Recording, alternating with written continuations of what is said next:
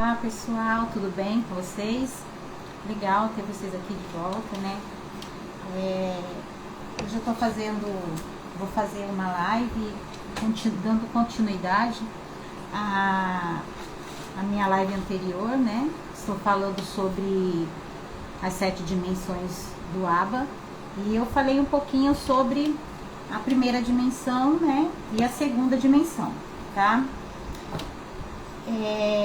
Então hoje eu vou falar sobre a terceira dimensão, que é a dimensão comportamental.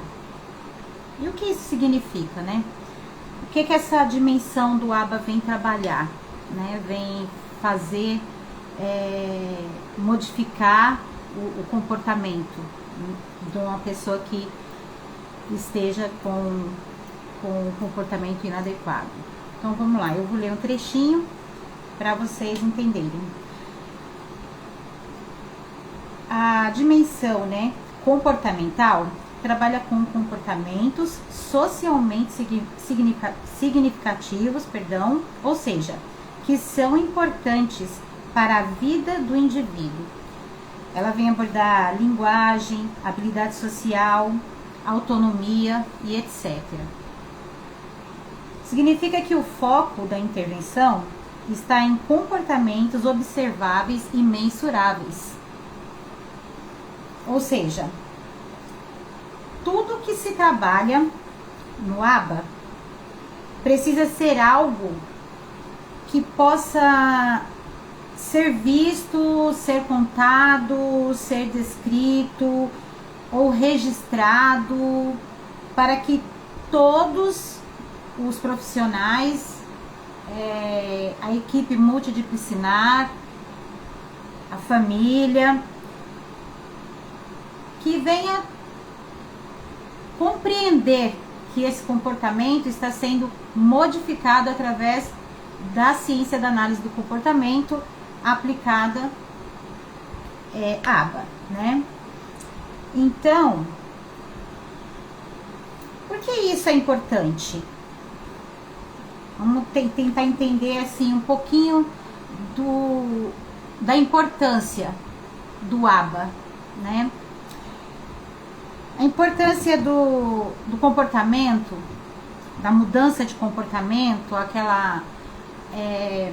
os programas que são aplicados para que se faça um manejo no comportamento do indivíduo, um comportamento inadequado, um comportamento indesejável, né? Permite acompanhar se o comportamento está mudando com a intervenção.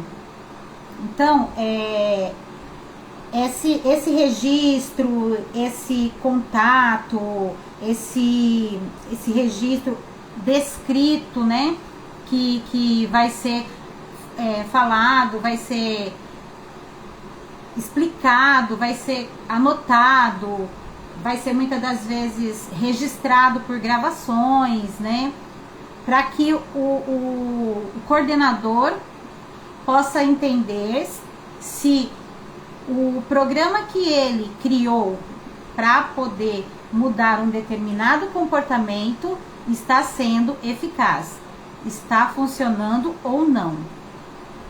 Que aí a partir disso, a partir desses registros, a partir dessa averiguação, o coordenador consegue identificar se precisa mudar, se precisa ser feito de alguma outra forma. E isso é muito importante para a vida do indivíduo que está sendo analisado. Por quê? Porque a partir do momento que se consegue manejar um comportamento inadequado, esse indivíduo ele vai ter mais autonomia, ele vai ter mais controle das suas emoções, dos seus sentimentos, e assim, né, poder se tornar um futuro adolescente ou um adulto que tenha a vida normal. Porque a grande pergunta de muitos pais e muitas muitos professores, da maioria, né, das pessoas,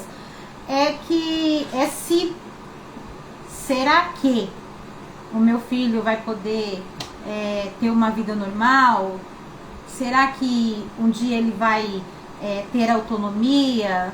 Se um dia eu vir a faltar, o que vai acontecer com o meu filho, né? E isso são perguntas pertinentes, porque é a preocupação que nós temos com os nossos filhos, né? E essa abordagem do ABA, ela vem exatamente para isso, com esse intuito, de tornar o indivíduo cada vez mais independente, cada vez mais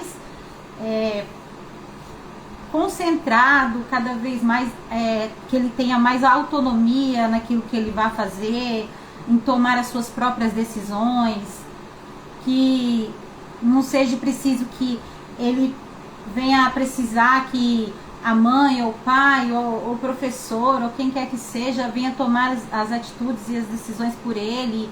Ele pode se tornar, né, um membro produtivo da nossa sociedade. Nada impede que ele se torne um membro produtivo da nossa sociedade.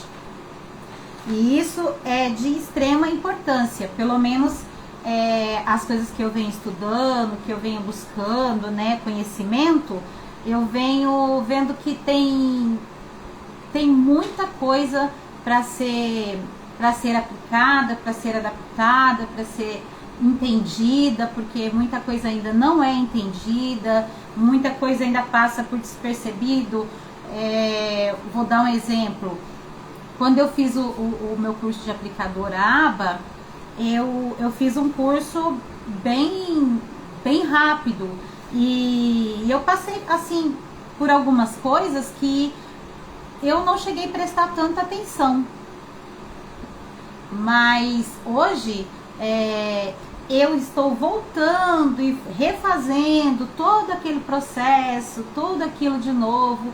Eu estou revendo todo o meu curso para que eu possa ter mais habilidades, para que eu possa ter mais informação, para que eu possa transparecer para vocês aqui uma informação clara e objetiva, porque esse é o intuito. Então,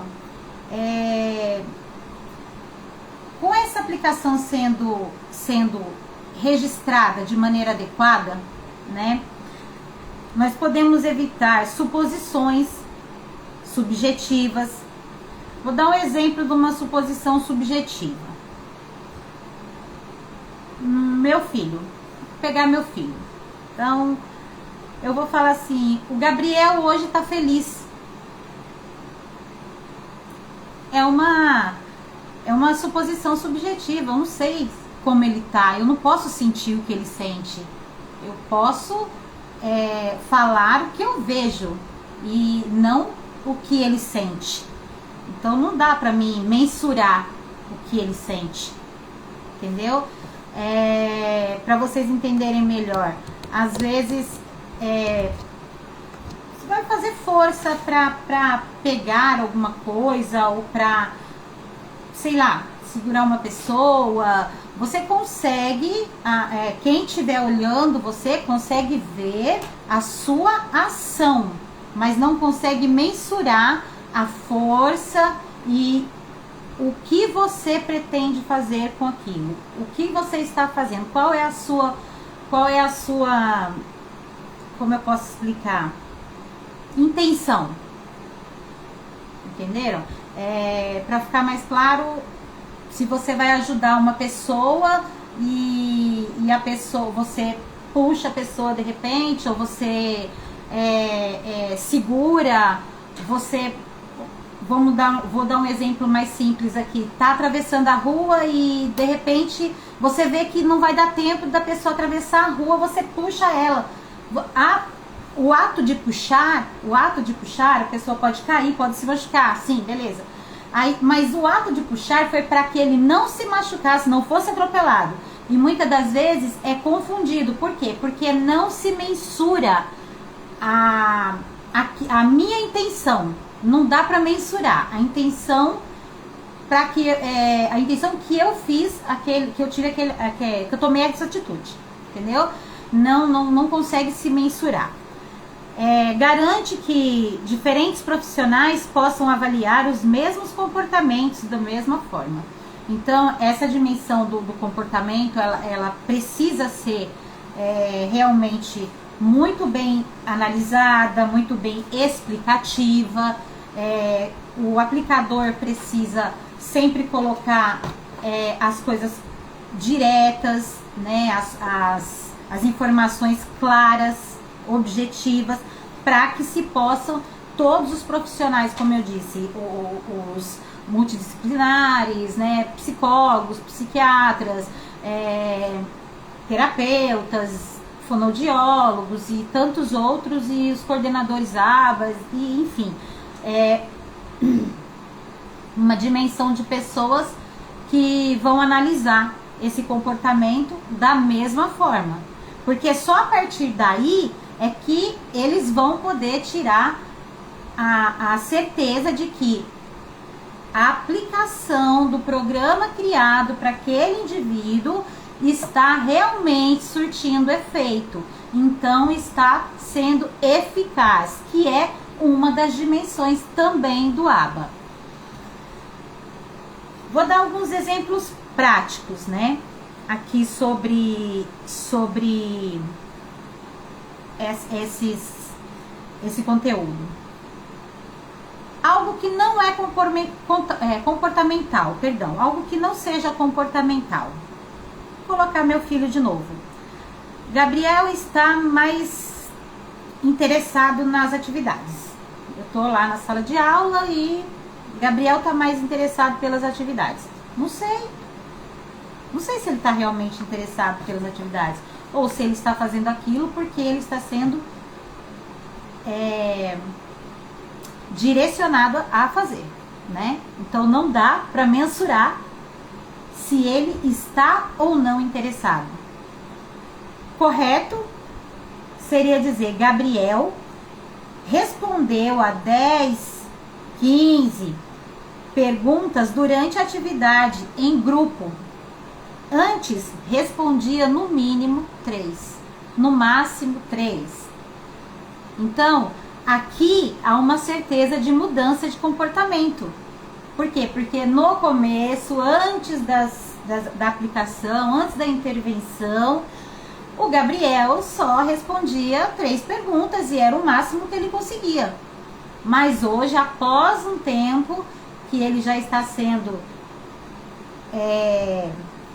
analisado, já está sendo aplicada essa programação nele, ele já vem sendo orientado, já vem sendo feito esse manejo no comportamento. Então eu consigo ver, consigo anotar, consigo descrever, consigo registrar que Gabriel agora faz de 10 a 15 questões durante as atividades em grupo.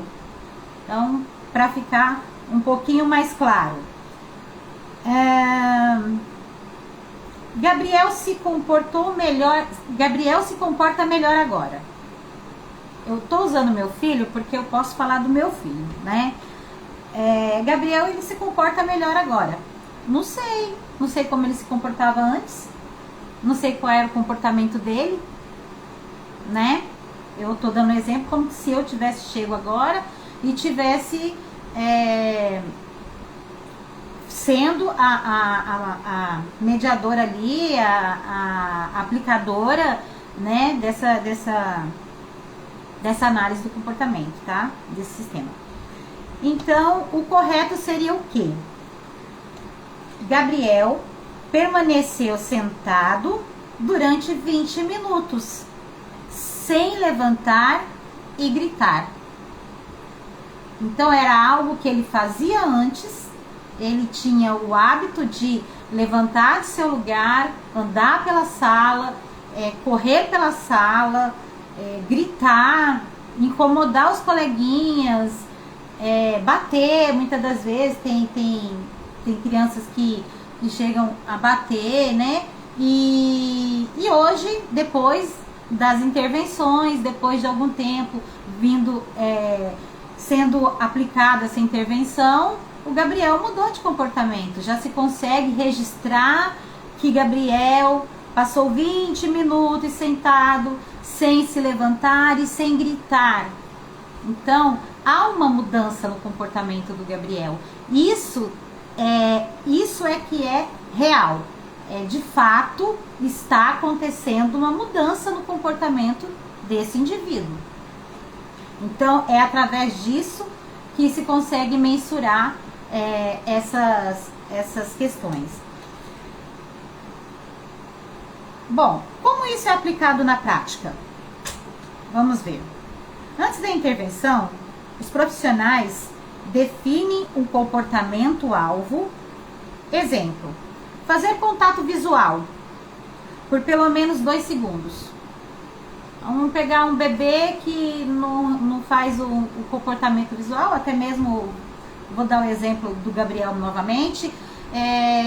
Você fala, Gabriel, ele não atende. Você faz barulho, ele não liga. Você fala com alguém, para ele também não tem importância. É como se não tivesse acontecendo nada no ambiente. Então, tudo que acontece no ambiente não altera o comportamento da criança. Enfim. Aí vem o aplicador, né, o coordenador, perdão, ele vai criar através dessa investigação que é feita antes, né, com a família, o rastreio, eu já falei sobre isso, vai fazer um rastreio, vai fazer uma anamnese, vai procurar saber quais são os critérios que tem que ser trabalhado, né, naquele aprendiz, naquela criança. E aí ele quer, o exemplo é esse, ele quer fazer contato visual por pelo menos 2 segundos. Usam instrumentos de registros, como gráficos ou contadores de frequência, para medir quantas vezes aquele comportamento acontece, avaliar se houve melhoras real com base nos dados, não só na impressão. O que seria isso? Eu tô aplicando tô aplicando esse programa aqui na criança, né? De fazer ele me olhar. Então, eu vou tentar de todas as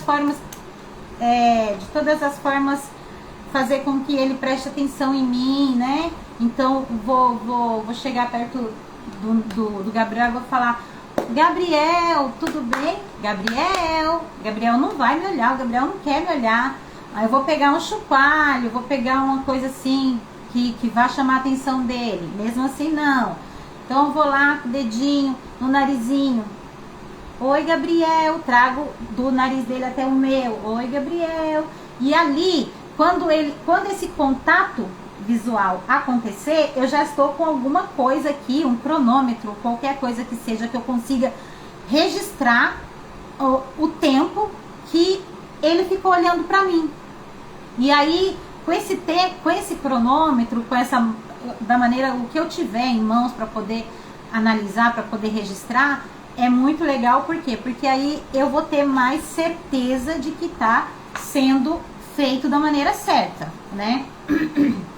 Eu tenho aqui do curso CBI, como eu disse, eu tô voltando lá, tô revendo muita coisa, então tem muita coisa ainda que eu tô aprendendo de novo.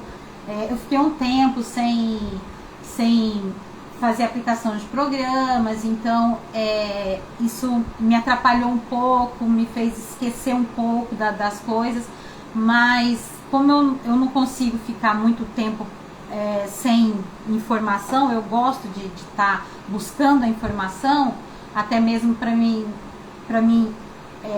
conseguir trazer uma melhora para os aprendizes que eu trabalho ou que futuramente eu venha trabalhar, né? eu sempre estou ali à busca de informação. Gostaria de agradecer aqui, né, o pessoal que está ao vivo aí, tá vendo a minha live. Lari, obrigada por estar aí. Diego, seja muito bem-vindo. Se inscreva lá no canal no YouTube,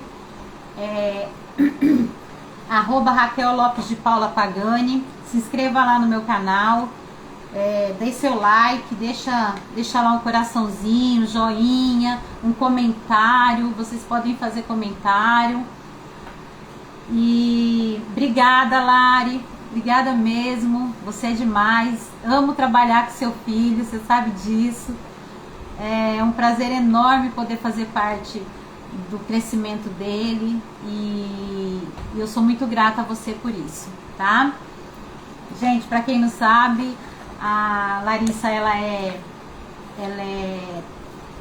terapeuta ocupacional, né? Também ela também é atípica, ela também tem TEA, e tem o nosso menino Otto, que também tem TEA. E eu trabalho com ela, eu trabalho cuidando do filho dela, né? Eu dou aula de reforço, faço aplicação de alguns programas e etc e tal. Então, eu tenho muito que agradecer ela, sou muito grata mesmo, obrigada por estar me dando essa força aí também na live. Que você tiver vontade de perguntar, e uma hora dessa eu vou te chamar para a gente fazer uma entrevista, Lari, para podermos esclarecer alguns pontos, algumas coisas. Vou te chamar para fazer uma entrevista ao vivo lá no meu canal no YouTube, tudo bem? Espero que você aceite. Legal. Então, voltando aqui para o nosso assunto, eu fui lá, estou fazendo algumas revisões, né? E eu achei um protocolo de atividades, né? Esse protocolo de atividades, ele é importantíssimo, porque através desse protocolo, eu vou mostrar só algumas páginas, porque são muitas repetidas, tá? Deixa eu só arrumar aqui. Ó, dá pra vocês verem aí?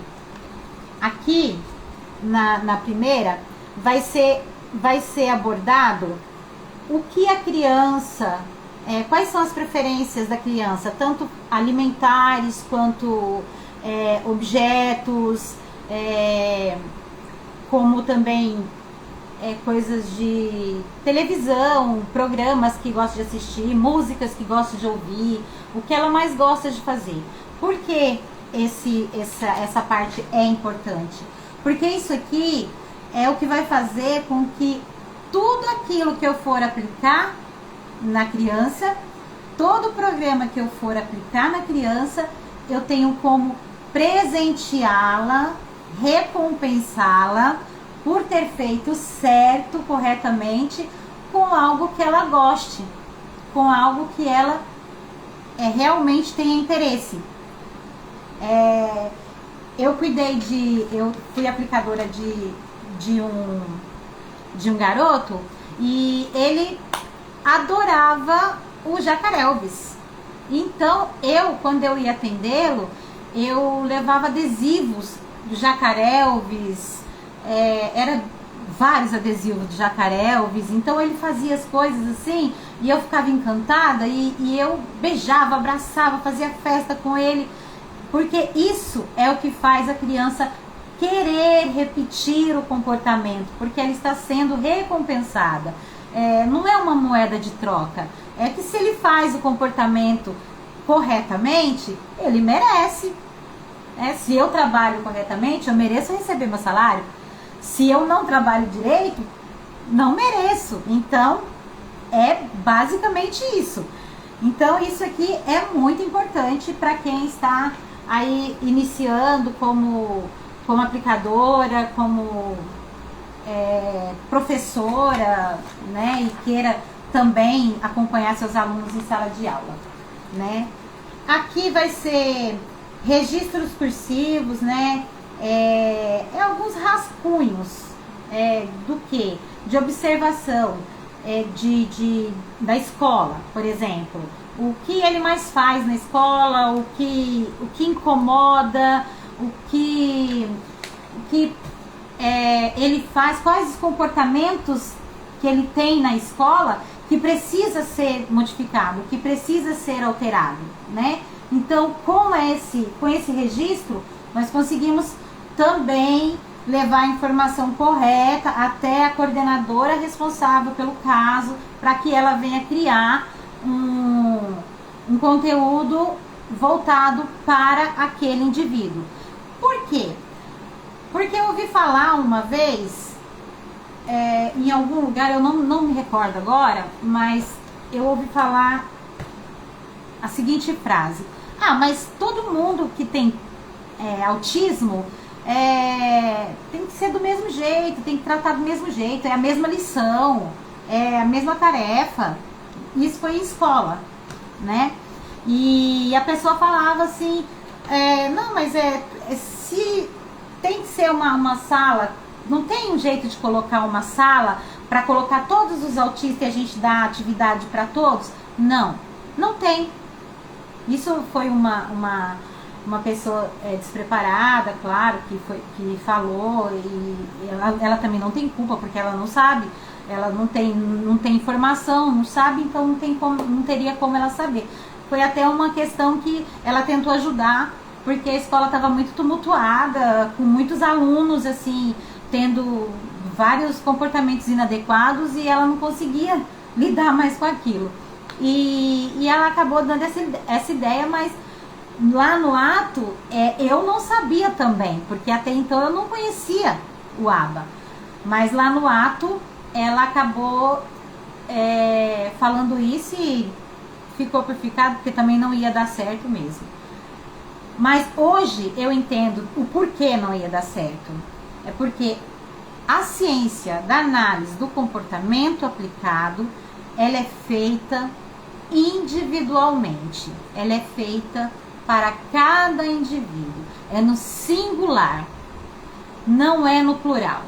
Eu não faço um programa, eu não posso criar um programa, eu enquanto coordenadora, que vou criar esses programas, esses gráficos, esses materiais, eu não posso criar para o João, para o Pedro, para o Gabriel, para a Maria, para a Tereza, para a Stephanie, a mesma coisa.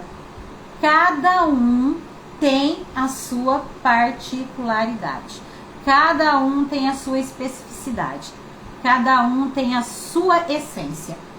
Cada ser humano tem a sua própria essência. Então, o que nós temos que fazer é buscar trazer a essência desse indivíduo à tona, porque nem ele mesmo conhece a própria essência. Então, nós vamos criar programas a partir das informações recolhidas e anotadas, todas. Tudo tem que ser anotado, tem que ser tudo muito bem registrado, né?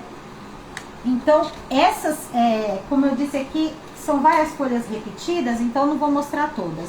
Aqui também, essa também é muito importante, porque aqui você consegue fazer o registro desses comportamentos. Você está lá aplicando o comportamento da criança de permanecer sentado. Legal. Aqui é o comportamento. Aqui tá flapping, mas é porque já vem assim mas aqui você pode pôr o que você quiser. Você quer que ele fique sentado. A intenção, o programa está sendo aplicado, está sendo manejado o comportamento dele se levantar. De todo momento ele está se levantando. Então nós não queremos que ele se levante mais tantas vezes. Então vamos fazer com que ele fique sentado. Quanto mais, melhor. Então, comportamento, frequência.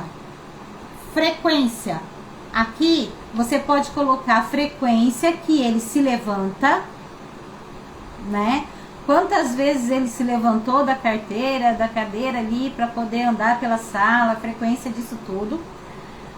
E nisso você vai colocando a frequência e o tempo que ele ficou sentado, o tempo que ele levantou e permaneceu em pé o tempo que ele sentou e permaneceu sentado, e aí por diante. E aqui vai ser o total de tudo. Então você vai somatizar, né, o quanto tempo ele permaneceu sentado durante o período escolar e quanto tempo ele permaneceu em pé durante o período escolar. Então, a partir daqui, depois de algumas sessões, depois de algumas aplicações, né, de algumas intervenções já aplicadas, nós conseguimos ter base se realmente este programa está funcionando, se o que foi criado para ele está de fato mudando, tendo eficácia na modificação do comportamento. Em tese é isso, né? Eu não vou me estender muito aqui hoje eu vou falar só sobre esse comportamento, né, que é o comportamental, né? E desculpa, gente, é muito né, eu tenho que dar uma mudada aí nesse meu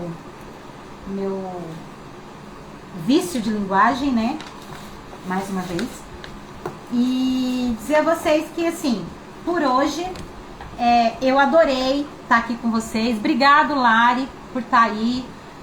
Quem compareceu aí, eu não sei quantas visualizações teve, mas eu espero que vocês me acompanhem lá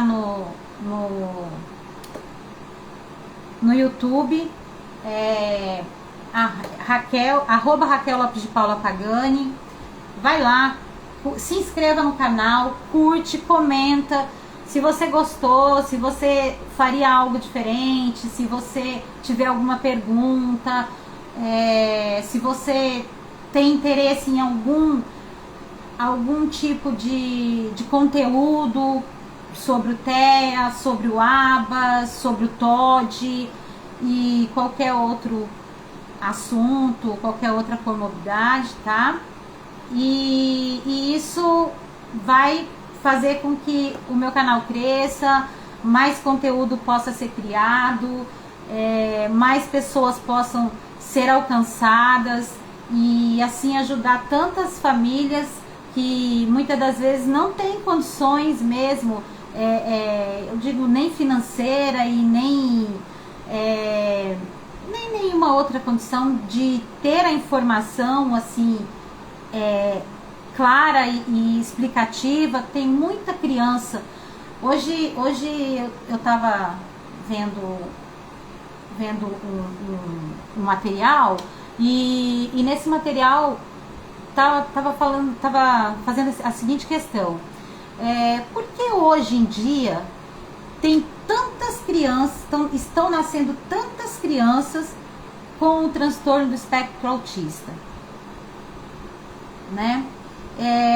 Eu vou deixar essa pergunta no ar, porque na próxima live eu quero que quem está aqui participe e responda. Pode deixar sua resposta, não tem certo nem errado aqui, a gente vai trabalhando junto.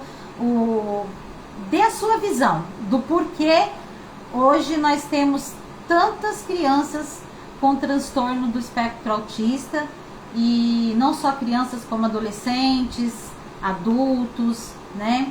Então, eu vou deixar essa pergunta no ar para que vocês respondam. Toda resposta é bem-vinda. E, gente, um beijo. Muito obrigada por estar fazendo parte, por estar me incentivando, por estar me apoiando. Eu preciso muito de vocês, porque é uma jornada nova. Eu nunca fiz conteúdo nenhum, em lugar nenhum. Nunca fui de nem me expor muito, né? Não gosto, mas é uma área que eu me interesso, eu gosto e eu quero poder ajudar outras pessoas. E com isso eu resolvi criar esse canal no YouTube, essas lives no Instagram, e daí por diante eu espero ajudar muita gente com esse meu trabalho, e esse é o meu intuito, tá? Obrigada, beijo no coração de vocês, Deus abençoe todos vocês, né? Quem esteve aí, quem deu joinha, quem participou e quem ainda vai assistir essa live depois, tá bom? Muito obrigada. Um beijão no coração de todos vocês. Tchau.